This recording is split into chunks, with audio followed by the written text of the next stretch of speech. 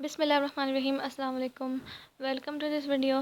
Business stats for second year commerce unit number 6 continue है। Probability theory exercise number 6 का question number 6.76 solve करेंगे इस video में। और ये सारे क्वेश्चंस मैं बुक शाहिद जमाल है उसके अकॉर्डिंग करवा रही हूँ। और 6.76 से पहले जितने भी क्वेश्चंस हैं बुक के वो सारे मैंने सॉल्व करवा दिए हैं। उसकी सारी मेरे चैनल पर उसकी सारी वीडियोज़ मौजूद हैं। आप जाके वहाँ से इसके पहले के क्वेश्चन समझ सकते हैं। तो आज हम सॉल्व करेंगे 6.76। So here the question: two cards are drawn without replacement from a pack of 52 cards. What is the probability that both of the cards are drawn are diamonds? तो यहाँ लिखा हुआ है विदाउट रिप्लेसमेंट। तो देखा replacement वाले हमने question किए थे तो मैंने कहा था आपसे कि विदाउट रिप्लेसमेंट वाले भी आएंगे तो इंशाल्लाह मैं वो भी करवाऊँगी। सो आज ये हमारे पास है विदाउट रिप्लेसमेंट वाले। सो आज मैं ये बताऊँगी विदाउट रिप्लेसमेंट वाले कैसे सॉल्व किए जाते हैं। तो ये हमारे पास फार्मूला है जो कि मैंने इससे पहले क्वेश्चन सॉल्व करा था, यानी कि ये इंडिपेंडेंट इवेंट्स वाला फार्मूला है। ठीक है, इससे पहले मैंने ये वाला क्वेश्चन सॉल्व करवाया था तो उस पर भी मैंने बता दिया था ये वाले फार्मूला सब यहाँ से। अब यहाँ से जितने भी क्वेश्चन स्टार्ट है वो उस पर ये वाला फार्मूला अप्लाई होगा और यहाँ जो उसके ऊपर वाले क्वेश्चन है उसके लिए अलग फार्मूला है। राइट, जितने भी इस तरह से लिखा आ रहा है अलग से प्रॉब्लम्स ऑन डिपेंडेंट या इंडिपेंडेंट इवेंट्स उन सब के अलग अलग फार्मूला से मैंने सब में बताया है। तो यहाँ पे अब यहाँ से ये वाला फार्मूला अप्लाई होगा। तो यहाँ पे कुछ इस तरह से हमने सॉल्व करना है कि हमें कह रहे हैं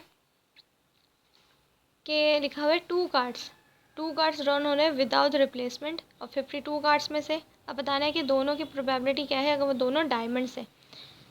तो यहाँ पे हम सबसे पहले तो ए और बी कंसिडर करेंगे क्योंकि देखिए ए और बी हमारे इसके हिसाब से फार्मूले के हिसाब से तो ए और बी है। तो सबसे पहले ए कंसिडर करेंगे तो ये हो जाएगा A equals to a diamond card is drawn.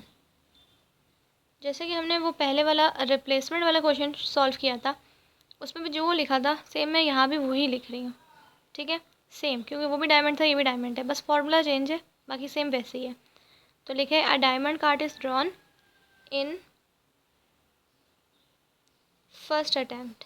जैसे कि वहाँ भी मैंने सेकेंड अटैम्प्ट फर्स्ट अटैम्प्ट किया था तो यहाँ भी सेम ऐसे ही करना है। ठीक है, तो ये हो गया हमारे पास फर्स्ट अटैम्प्ट में एक डायमंड कार्ड। ठीक है, अभी मैं पहले इसकी कैलकुलेशन शो कर देती हूँ फिर मैं आगे बी पे चलेंगे। आप चाहें तो जैसे कि मैंने वहाँ करवाया था यहाँ भी वैसे ही कर सकते हैं, बट ये पहले मैं इस तरह से इसकी सॉल्व करवा दूँ। अब हमें बताने इसमें आउटकम्स कितने आ रहे हैं क्योंकि इस फार्मूले के हिसाब से जैसे कि we know that probability of A बराबर है किसके, number of outcomes in A upon number of outcomes in S. Right, तो ए की भी बता दें और फिर एस की भी मैं यहाँ साथ ही लिख लेती हूँ। वैसे तो एस के पता है कितने हैं तो एस की भी मैं यहाँ लिख देती हूँ। एस के यानी कि number of outcomes in sample space कितने आएंगे, कार्ड्स कितने होते हैं टोटल 52। और सी एनसीआर वाला फार्मूले का सी यानी कि कॉम्बिनेशन, और इसमें से कितना सिर्फ एक डायमंड ड्रॉन हो रहा है तो यहाँ पे 1 आ जाएगा। तो ये कितना आ जाएगा 52। ये हो गए इसके आउटकम्स। अब ए के बताएं तो ए के हमारे पास इस तरह से आ जाएगा। तो डायमंड्स कार्ड्स ड्रॉन हो रहे हैं डायमंड। ठीक है, तो ये हमारे पास ऐसे तो ये रहा मेरे पास। डायमंड्स कितने होते हैं टोटल, डायमंड्स 13 होते हैं। 13 डायमंड्स को लेंगे, 13 बस, टोटल 13 होते हैं तो 13 को लेंगे। वही एनसीआर वाला फार्मूला अप्लाई होगा तो 13 सी और कितना एक ही, जब एक यहाँ से एक हो रहा है तो यहाँ से भी एक ही एक लिखेंगे तो ये कितना 13 आ जाएगा। एस भी आ गया, ए भी आ गया। अब हम पुट कर सकते हैं अपने फॉर्मूले में जो कि हमें पता है।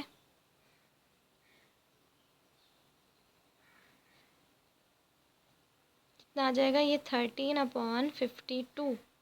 ये एक ही टेबल में आते हैं तो ये 13 1 ज़ा 13, 13 4 ज़ा 52। तो इसका आ गया 1/4, 1/4 आ गया। अब ये है हमारे पास नेक्स्ट क्या बी, हम अब इसको करेंगे तो यहाँ लिख लेते हैं बी इक्वल्स टू, यहाँ भी वही अ diamond card is drawn in second attempt. तो यहाँ लिख देंगे सेकेंड अटैम्प्ट। तो बस इस तरह से शो कर दें कि ये हम अब क्या करने जा रहे हैं। तो अब ये है डायमंड कार्ड अब हो रहा है सेकंड अटैम्प्ट में, यानी कि सेकंड टाइम में हमारे पास क्या डायमंड कार्ड ड्रॉन हो रहा है। बट यहाँ पे लिखना है हमने कि जो कि हमारे पास क्वेश्चन में लिखा हुआ है कि रिप्लेसमेंट नहीं हो रही, तो लिखेंगे since first card is not replaced, यानी कि पहला जो कार्ड था उसकी रिप्लेसमेंट नहीं हो रही, वो रिप्लेस नहीं किया जा रहा। ठीक है, तो यहाँ पे बस इतना लिख दें कि since first card is not replaced. लेकिन जैसे हमने वो वाले क्वेश्चन सॉल्व किए थे उसमें क्या लिखा था, हमने लिखा था कि since first card is replace, यानी कि तब कार्ड रिप्लेस्ड हुआ था। तो इसलिए उसकी कैलकुलेशन मैंने बताई थी कि जो पहले वाली में होगी वही दूसरे वाले में आ जाएगी, यानी कि जो ए में हमने इस तरह से करी थी वही बी में आ जाएगी। बट यहाँ पे ऐसा नहीं होगा, क्योंकि यहाँ पे देखें ये हमारे पास लिख दिया हमने नॉट रिप्लेस। जब नॉट आ जाए तो याद रखें नॉट आ जाए तो ये जो कैलकुलेशन सेम नहीं करनी हमने। ठीक है, तो उस कैलकुलेशन को सेम नहीं रखना। तो यहाँ पे मैं लिख देती हूँ किस तरह से सॉल्व करेंगे हम। देयरफॉर अब जो फॉर्मूले के हिसाब से ये तो हमने सॉल्व कर लिया, फाइंड कर लिया, अब ये हमें चाहिए। ठीक है, तो यहाँ पे लिखेंगे प्रोबेबिलिटी ऑफ बी अपॉन ए। तो अब इसकी हमें फाइंड होनी चाहिए। ठीक है, इसको हमें पता होना चाहिए। तो ये हम इसको किस तरह बराबर करेंगे। सो हमारे पास जैसे कि ये था, ये वाला फार्मूला था, तो इसकी जगह जैसे कि मैंने यहाँ पे पहले फाइंड कर ली थी इसकी वैल्यूज़, तो फिर मैंने यहाँ पे इसकी डायरेक्ट वैल्यू उठा के लिख ली। बट हम क्या कर सकते थे कि जो ये वैल्यू है इसकी जगह ये भी लिख सकते थे। ठीक है ना, क्योंकि ये किसके बराबर है, इसके, और ये इसके बराबर है। ठीक है, तो मैंने आपको बस बताने के लिए किया है कि अगर आप अलग से इस तरह नहीं फाइंड करना चाहते तो आप बस सिंपल इसका ये फार्मूला लिखें और पता है कि ये इस सब के बराबर है, देन इसको करके कर दें। तो जैसे कि यहाँ भी मैं सेम ऐसे ही करने जा रही हूँ कि जैसे मैंने अभी ऊपर बताया, बट मैंने ऊपर नहीं किया। तो अगर आप करना चाहते तो वैसे कर दें। तो यहाँ पे अगर मैं करती तो ये वैल्यू सिंपल उठा के यहाँ पे लिख देती। तो जैसे कि मैं आपको यहाँ पे लिख सकती हूँ कि हम इस तरह भी कर सकते हैं, और probability of A equals to 13C1। ठीक है, तो ये इसके बराबर है। आप चाहें तो ये स्टेप शो करके इसको आगे ये स्टेप शो कर दें, फिर ये स्टेप आगे हो जाए। ठीक है, और ये सैम्पल स्पेस का 52C1। तो यानी कि इस स्टेप के बाद आप ये स्टेप भी शो कर सकते हैं, फिर ये करके ये भी कर सकते हैं।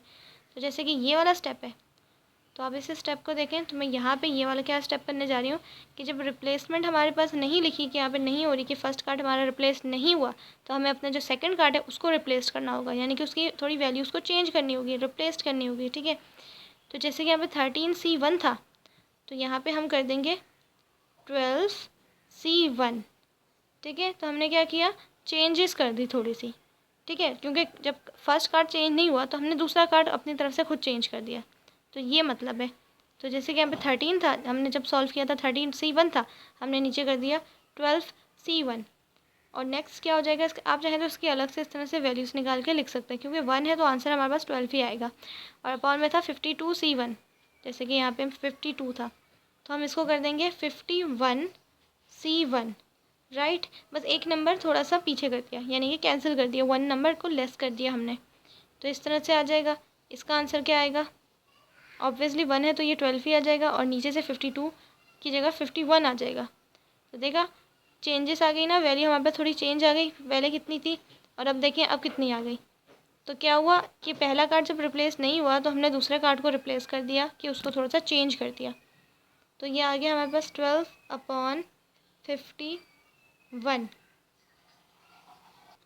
तो ये 12 और 51 एक ही टेबल से कैंसिल हो सकते हैं आगे हमारे पास, तो हम इसको 3 के टेबल से कर रहे हैं। तो ये 3 4 12 हो जाएगा, 3 4 12, फिर 3 मल्टीप्लाई बाय 17 ज़ा 51 हो जाएगा, 3 मल्टीप्लाई 17 ज़ा 51। तो ये है कैंसिल हो गए। आगे आंसर इसका 4/17। अब हमारे पास जो फार्मूला है उसके हिसाब से सारी वैल्यूज़ आ गई हैं, अब हम उसमें पुट कर सकते हैं फार्मूले में। सो ये फार्मूला है, मैंने यहाँ लिख दिया। तो इसका आंसर जो निकला था वो था 1/4 प्रोबेबिलिटी ऑफ ए का, मल्टीप्लाई कर दें इस प्रोबेबिलिटी की जो पूरी निकली थी प्रोबेबिलिटी बी अपॉन ए की, तो ये हमने निकाली थी अभी। तो यहाँ लिखते हैं 4/17, सिंपल।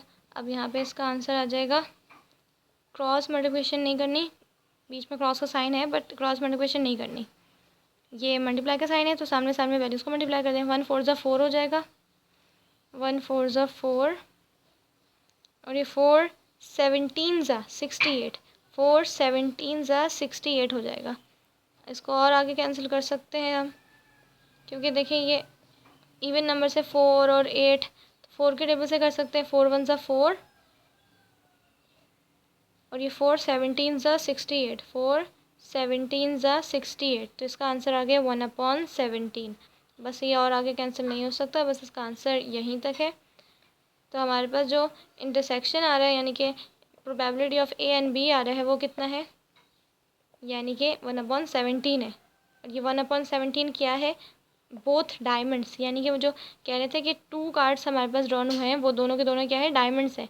डायमंड्स, दोनों डायमंड्स की प्रोबेबिलिटी है कितनी, 1/17। और ये हमारे पास इंडिपेंडेंट इवेंट्स नहीं, डिपेंडेंट इवेंट्स से हैं। सो ये फार्मूला बस आप याद रखें डिपेंडेंट और इंडिपेंडेंट इवेंट्स का। सो आई होप आपको ये क्वेश्चन समझ में आया होगा। Thanks for watching this video. अल्लाह हाफिज़।